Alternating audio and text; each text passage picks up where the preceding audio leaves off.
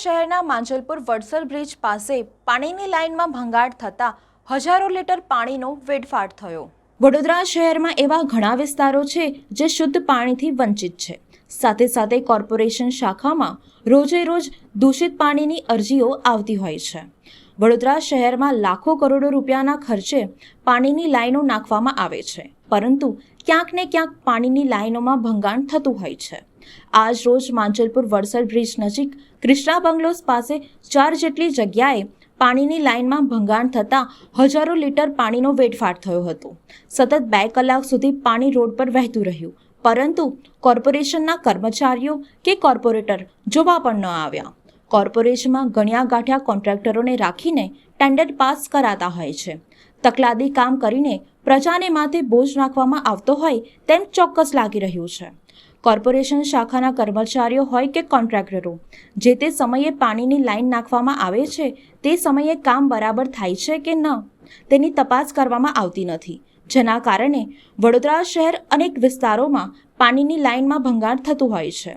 RTI અધિકારી સમિતિના અધ્યક્ષ ઘનશ્યામભાઈ પરમારે જણાવ્યું કે કોર્પોરેશનના કોન્ટ્રાક્ટરો યોગ્ય રીતે પાણીની લાઈનનું સમારકામ કરે, જેથી વારંવાર પાણીની લાઈનમાં ભંગાણ ન થાય માટે ચીમકી ઉચ્ચારી।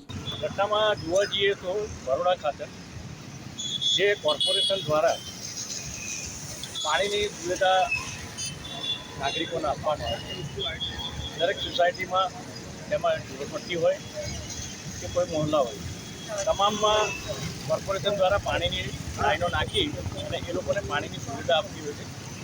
આજરોજ અહીંયા વડસર બ્રિજ પાસે અંબે વિદ્યાલય જવાના રસ્તા ઉપર ક્રિષ્ના બંગલોઝ પાસે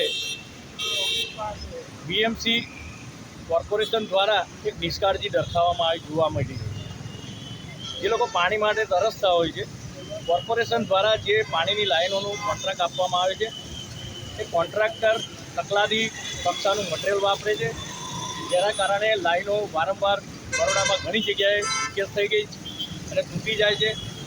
એવી જ આજે ઘટના બની છે વડસર બ્રિજ પાસે, જે હજારો ગેલન ટન પાણી લોકોને પીવા નથી મળતું, એવું પાણી આજે હજારો ટન પાણી અહીંયા વેસ્ટ થઈ રહ્યું છે। શું માંગ શું છે?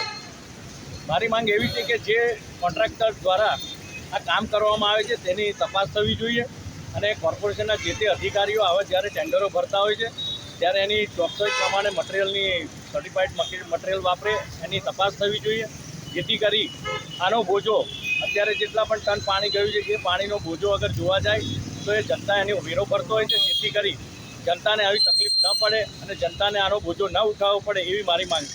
સ્થાનિકો કોર્પોરેટર બાબતે શું કહેવું?